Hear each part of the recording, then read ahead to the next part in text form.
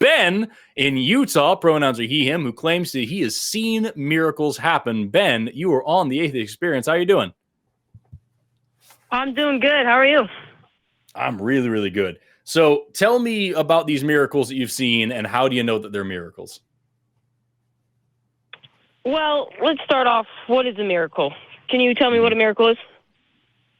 By my definition, it would be something that necessarily defies the natural order, so to speak, something that goes against our understanding of physical reality, something that defies the laws of physics, the laws of chemistry, the laws of science, whatever, in the specific benefit of a person or persons specifically. Is that something that, a supernatural being does through supernatural means that has no possible logical explanation? Not that it doesn't have an explanation, but that it has no possible naturalistic explanation. That's what I would say, but maybe you're using a different definition from me. So what would you say that a miracle is? I say that pretty much explains it, you know? Cool. Perfect. So what miracles have you seen, and how do you know that they were miracles? Well, I was in church once, and there was this family. They were struggling because the mother and father had a divorce. So the kids, one of them was my age. His name was Colton, and he didn't know whether to keep coming to church or not. So in our church, we do this thing called fasting. It's where we pray and we don't eat because we want to show that we are devoted to this. So what I did was I fasted and prayed that she would feel comfortable and around like her family, and the son will, start to come back to the church, And the very next week, he started to come back to church, and he came more often. He came to the activities. He came to, just started attending more. And to me, that felt amazing. And I just felt good, Is that your miracle, that you prayed and fasted and then this person came back to church? Yeah, I pretty much summed it up. So really quickly, I'm sorry, J-Mac, I know you're good. You're probably going to ask the same thing I'm asking, but first I just want to return to the definition that we gave a minute ago. You and I agreed that a miracle is something that cannot be explained by naturalistic means. Something that is not that we don't have an explanation, it's that we can't have a natural explanation. It is something that is, by definition, supernatural in origin. We agreed on that, right?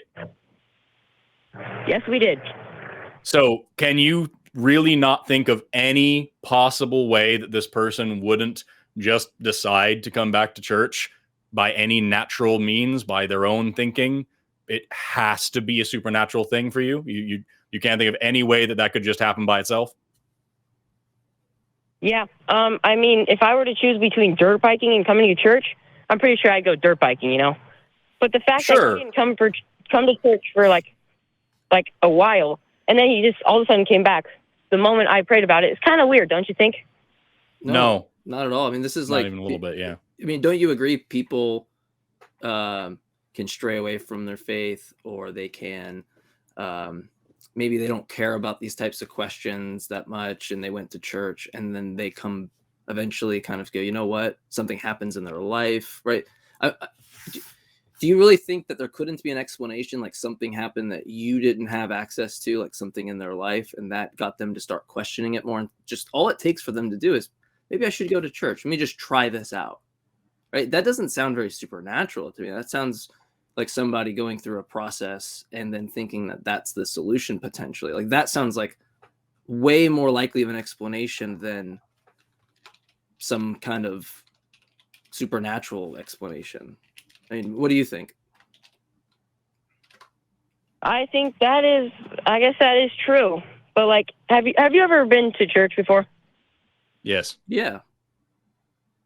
Yeah. I tried really hard in high school dating someone who was Christian, and I went to church and I tried to be as respectful as I can. I was always the guy that was like, he's not a Christian.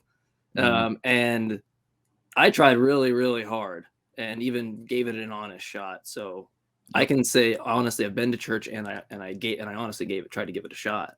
Yeah. There was even a time in my life where I wasn't like full as atheist, as outspoken as I am today, but I certainly wasn't religious by any means. But I thought that there was something to it and that it might make me a better, more well-rounded person to go and listen to some stuff. And so, yeah, I definitely tried to start going to church after not having gone for over a decade. And that certainly wasn't a miracle either. I looked into it a little bit more. I decided it might be worth my time. I gave it a try for a few weeks. I found that it wasn't worth my time and I stopped doing it. Like, so that's what we're trying to get at here, is that this person, maybe he went home and his parents told him, hey, you really need to start going to church again. Maybe he had some social pressure from his friends or his community. If he's going to church in the first place, very likely he's got a religious family, maybe some religious friends like you, who might have given him some social pressure, meaning to or not, that encouraged him to go and try church out again. Maybe he was feeling down and questioning his beliefs, and that made him pretty sad, and he wanted the feeling that he had before then, and so he went and tried church again. Maybe he saw a YouTube video or some influencer on TikTok that was Christian that said something that resonated with him, and he tried again. Maybe he was bored and decided he'd do something more interesting today and go to church. There's 1,000,001 reasons why somebody might not go to church for a while and then start going again. And what you're proposing here is that none of those reasons matter or are even really possible. The most likely explanation is divine intervention. And that to me seems like a really, really big leap. Like that's a pretty big logical stretch. I don't know if you're familiar, but there's a philosopher named David Hume who famously said, like, there's two options here. Either the laws of the universe have been suspended in my favor, something miraculous and supernatural has happened with me and my community in mind, or I made a mistake. You're the star player, Forrest. Yeah, maybe I just didn't actually know what was going on, and I was just under a misapprehension about it, you know? What's really more likely? Did something happen that you're not aware of in this person's life?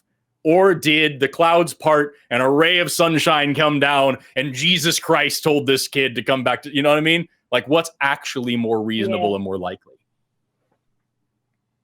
Okay. I just want to talk about one more thing real quick. Sure. About, like, you're atheist. You believe in, like, math and science, right? Or is that just a stereotype? Grass and science? He's in math. Oh. Yeah, so I want to be clear. It is somewhat of a stereotype, but it's not a bad one. You believe in math and science too, I hope. Otherwise, you would, the phone that you're using to call us right now wouldn't be working without math and science. The definition of atheism is simply that we don't believe that a God is real, that there's any such thing. There are some atheists who are conspiracy theorists who don't believe in various parts of science. There are some atheists that are Democrats and Republicans and who are smart and who are dumb and who are. The whole definition of atheism is just that we don't believe that there's such a thing as a God. And there's lots and lots of people fall into that. As for Humor is an atheist and like a professor at a college, and he believes that a soul exists, right? Yeah. I mean, exactly. So like it's not exclusive. It just tells you one thing. As far as Mike and I are concerned, you can probably fit whatever stereotype you like, because we are pretty outspoken atheists. Mike studies philosophy, I study biology, and so like that is where we're coming from when we do shows like these. Sorry, I know that was probably a bit of a long-winded answer for what you were asking. I just want to make sure that we're all on the same page about it, and you don't think anything weird of us. Oh yeah, no, totally, but. For math, like, did we ever discover math, or was it there before? Like, going back to math, the definition math is something like the patterns of numbers and all that. Yeah. Like, do you think it was in our head, or like already? That is actually a debate within the mathematics community amongst math scholars, is whether math is invented or discovered. As for me, I'm one of those that says it's discovered. We can say we invent a new field of math, like we invent new ways of doing mathematics. But at the end of the day, the planets speak math. Your circulatory system speaks math. Like the world around you, the universe at large, speaks math. And we use mathematics in order to understand the universe. So, for example, you think back to Johannes Kepler. there was this guy named Kepler, and he, plots out the motion of planets. He comes up with Kepler's laws of orbital dynamics, of how planets orbit. He finds out that or the orbit of planets aren't perfect circles like Copernicus thought. They're actually ellipses, and they go around these focal points. And he comes up with all these, but nobody knows how that happens. Nobody knows what that's all about. And so a little while later, somebody brings this data to this guy named Newton, and Isaac Newton's like, all right, I'll figure it out. Comes back after a month. He's like, yo, these aren't ovals. These are conic sections. They're slices of a cone. And everyone's like, how'd you figure that out? And he's like, oh yeah, I invented integral and differential calculus. He discovered the way that this works by inventing a new system of mathematics. So that's, the universe speaks math. And what we're doing as scientists and mathematicians is just finding out how to speak that language. Where it's like the Rosetta Stone. We're learning how to speak this language that the universe speaks. Yeah. So another thing about math is like it has infinite information. If math has variables and like infinite amount of numbers, then it's like it has technically all the knowledge, like math has already every single combination of every number, which can be like decoded into every book, I see where you're going with that. J. Mike, do you have a particular, I get the vibe of that.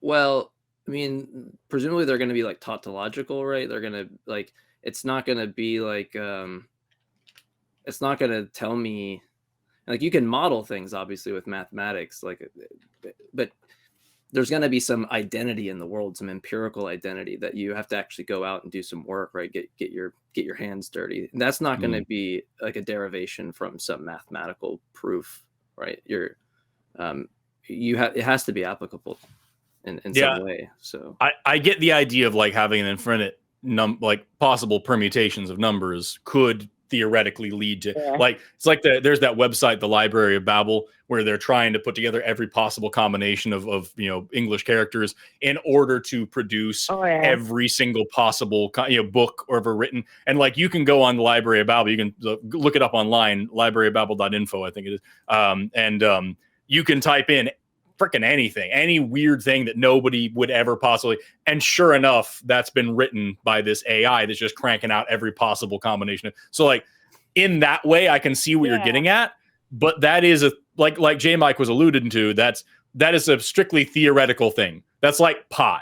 You know what I mean? If you have an infinite stretch of numbers, theoretically speaking, any combination would be in it, but that doesn't mean that you can learn anything by randomly coordinating numbers your whole life. You know what I mean? I guess, yeah.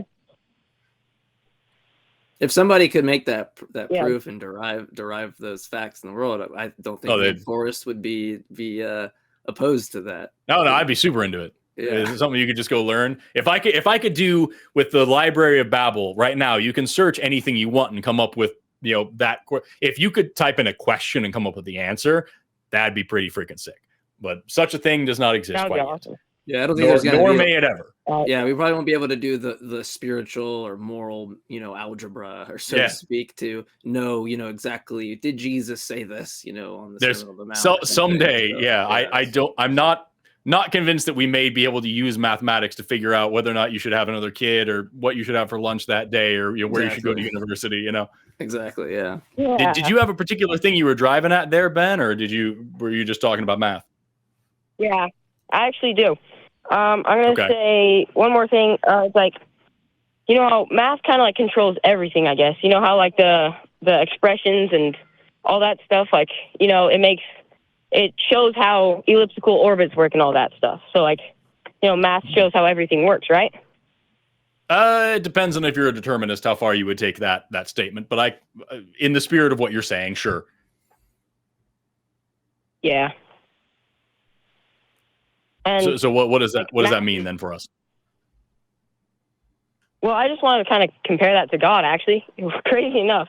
But like, how math is like kind of discovered, Mm-hmm. So it's kind of like God. It's like it's discovered in a mind, like you have to have a person to discover it, it, and then it also like kind of has all the combinations of everything. So it's in a way all knowing like God, and it controls everything like God. So you're kind of like describing God there for a second. So Ben, I just want to be honest with you that I did the exact same parlor trick that you're doing right now when I was probably about 18 or 19. I was getting into science and I was thinking like, oh, hey, this is, kind of like a God. There's this energy that permeates everything in math that's behind everything. And kind of, if you think about it and squint your eyes a little bit, it kind of sounds like a God. And what like made that fall apart for me was, number one, I started applying the exact same rules of logic that I would to literally anything else to that. And it fell apart. And then also is that, if you want to call that God, neat, we have a different word for the same thing. What good is it? It's not, math is not, granting wishes or answering prayers. Math is not something that we can see in our day-to-day life having an influence over us besides the applications that we use it for. Math doesn't get up and do anything. We have to use math to do a thing. And just because the universe follows certain patterns, math is the way that we describe and explain and understand those patterns. But two is not a real concrete thing. It's just a concept that we use to describe orders and systems and things. It would be weird to say like, it's like a God and the whole concept we're tracking is creating the external world around us. And numbers are causally inert, right? They don't cause things. They don't engage in causal relations. And so then it couldn't have intentions and beliefs and thoughts. And then so the whole thing seems to fall apart pretty quickly because presumably the concept that we're trying to track with God, or at least what I call myself an atheist, that I either think doesn't exist or, don't believe, given a new concept, a new twist, a new flavor, so to speak, being presented, is that the commonality is going to be that there's this mind that exists alone. It has beliefs, intentions, something like that. And it creates the external world, right? It exists alone, it creates the external world. That's like the general concept I think most people are tracking. And none of that fits in relations to mathematics because they just don't engage in causal relations.